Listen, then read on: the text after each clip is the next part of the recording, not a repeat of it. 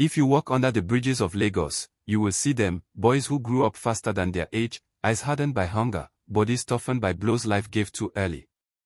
Among them was Connor. Connor was born in Mushin, in a one-room face-me-I-face-you compound where 20 families shared one toilet. His father, a bricklayer, died when a building collapsed on him. His mother, Aya Connor, washed clothes for rich families in Ikoyi, but her hands alone could not feed 5 mouths. By the time Connor was 10, school was a memory. By 12, he was already on the streets, carrying loads at Oyingbo Market, fighting for space, learning the first rule of survival: if you are weak, you will starve. At 15, Connor became a bus conductor. His loud voice could be heard above the roar of downforce. Oshodi.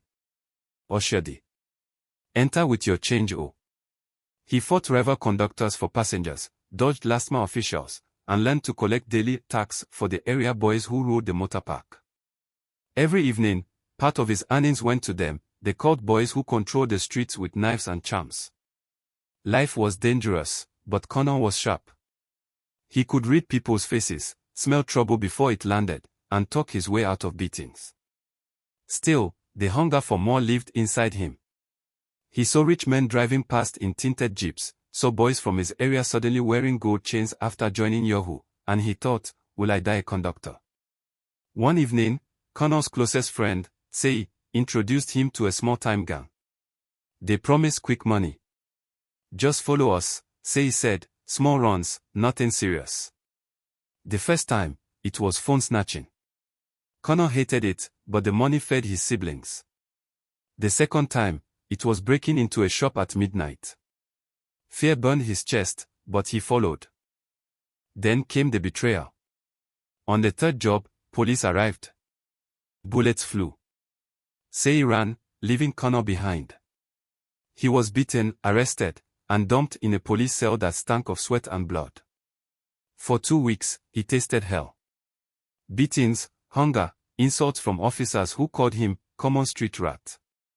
His mother sold her wrappers and borrowed money to bail him out. When Connor walked out, he swore never to trust friends easily again. Back at the motor park, Connor walked like a wounded lion. He was harder now, sharper, but still searching for a way out. Then one day, an old man who sold cigarettes near the park pulled him aside. Connor, the man said, you are smart. But if you keep fighting for coins, you will die for nothing. Use your head. That same week, Connor met an Alhaji who owned several danfos. The man noticed Connor's loyalty and sharpness. Slowly, he promoted him from conductor to driver, then to supervisor managing 2 buses. For the first time, Connor was not just hustling, he was learning business. But the streets never let go easily.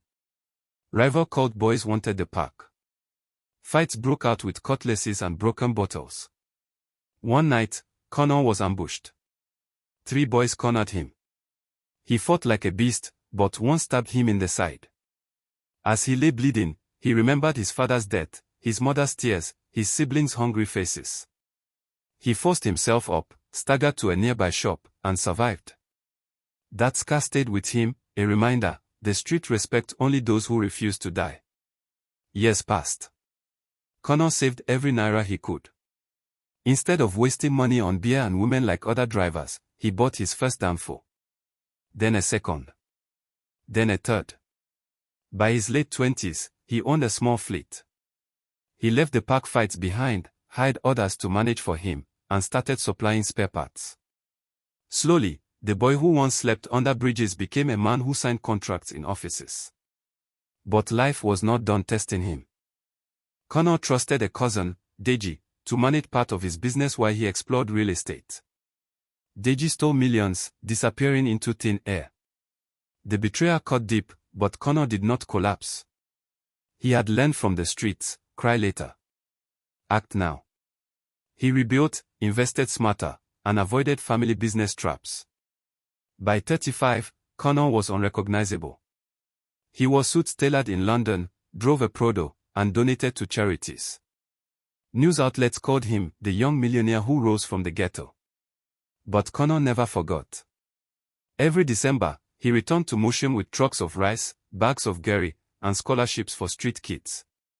He told them, I am not better than you. I was once here. But I chose not to die here. Hustle with your brain, not just your fists. Respect yourself, and one day the world will respect you too. Connor's story spread like fire in the mouths of bus conductors, Okada riders, and street boys. Some said he was lucky. Others said he was blessed. But those who knew him said only one thing.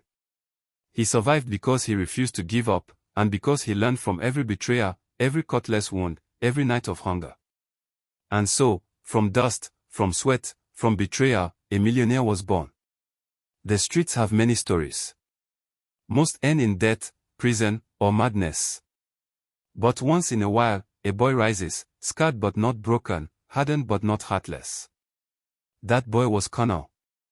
From Agbero to Millionaire, his life became a warning and a promise. A warning that betrayal is part of survival. And a promise that even the poorest street child can one day hold the world in his hands. If you enjoyed this story, please leave a comment, like and share. Thank you.